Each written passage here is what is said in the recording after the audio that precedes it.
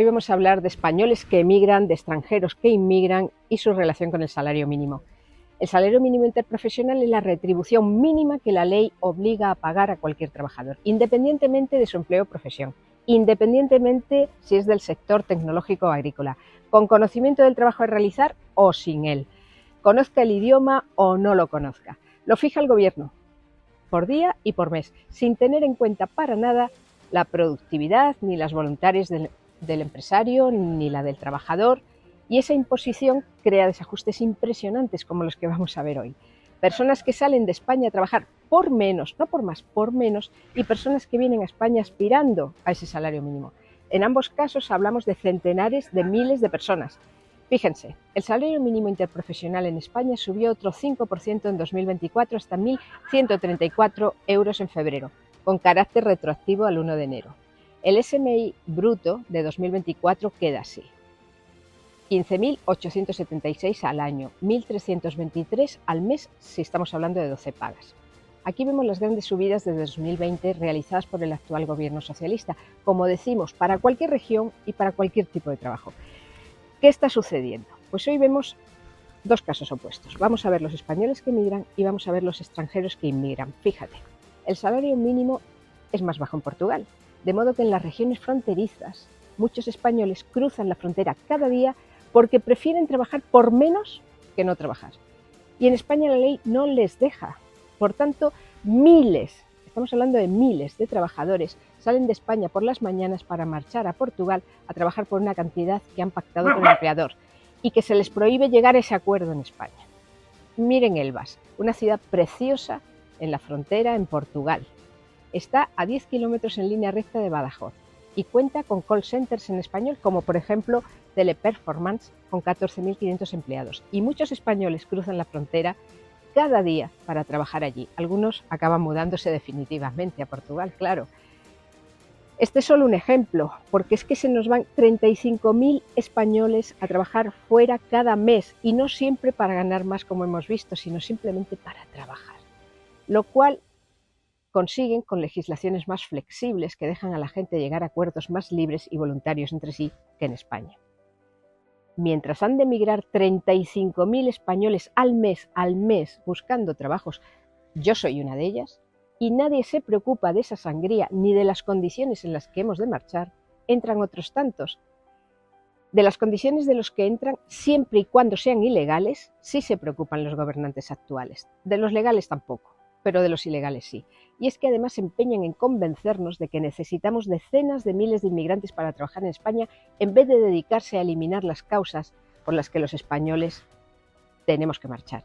Recordemos que Sánchez anunció la semana pasada que necesitamos un ejército de 250.000 mauritanos, país de cultura islámica en el que practican la ablación a las mujeres, recordemos, para trabajar en España. Al margen de consideraciones culturales o sociales que ya tratamos en un vídeo anterior, fíjense en estos datos. La renta per cápita anual de un mauritano es de entre 1.500 y 1.800 dólares al año. Si trabaja en España, eso casi lo cobraría en un solo mes de salario mínimo.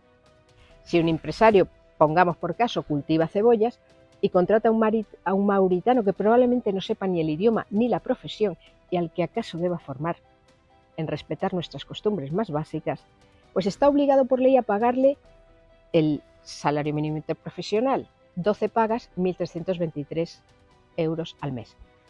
Y en el salario mínimo interprofesional se computa únicamente la retribución en dinero, porque el salario en especie no puede dar lugar a la minoración de la cuantía. Es decir, que si el empresario le tiene que proporcionar un lugar para pernoctar, comida, ropa, bebida, etc., son costes añadidos. Con las reformas de contratación de nuestra actual ministra de Trabajo, Díaz, si le necesita un mes y medio para recoger las cebollas, ha de hacerle un contrato indefinido, un fijo discontinuo, en el que no se extingue la relación laboral. Y sus derechos laborales incluyen contingencias comunes, profesionales, desempleo, jubilación, vacaciones, incapacidad permanente, entre otros. De modo que si le explican que puede coger una baja, digamos por ansiedad, antes de que se acabe el contrato, pues ese contrato de mes y medio puede convertirse en un año, en 2. Lo digo porque conozco muchísimos casos de manera directa. Con todos estos requisitos por ley y la bajísima productividad, a la que están condenados los productores, en este caso de cebollas, ¿a cuánto nos deberían vender las cebollas para ganar algo? Luego nos quejamos. De la inmigración legal, nada que decir, pero en cuanto a la inmigración ilegal que se está permitiendo y fomentando, estamos en situación de emergencia. Fíjense, en 2024 se duplica la llegada de inmigrantes respecto a 2023. ¿Tiene solución esto? Españoles saliendo incluso para ganar menos, como hemos visto, a la vez que extranjeros ilegales entrando. Claro que tiene solución, dejando a la gente en paz. Que exista libertad para moverse es fundamental, pero no para aprovecharse de las condiciones de otros y para imponer en ese nuevo territorio las costumbres propias. No para hacer un cambio de población, no para destruir al otro, sino para aportar al otro libremente, que las partes puedan hacer contratos libres y voluntarios, y así se solucionaría. Parece fácil, ¿verdad?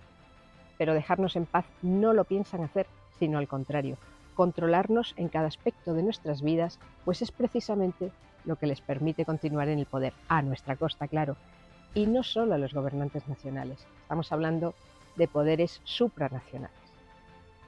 Y el salario solo se puede determinar por productividad, no por el capricho de políticos o burócratas que destrozan los países donde aplican estas medidas. ¿Y tú qué piensas?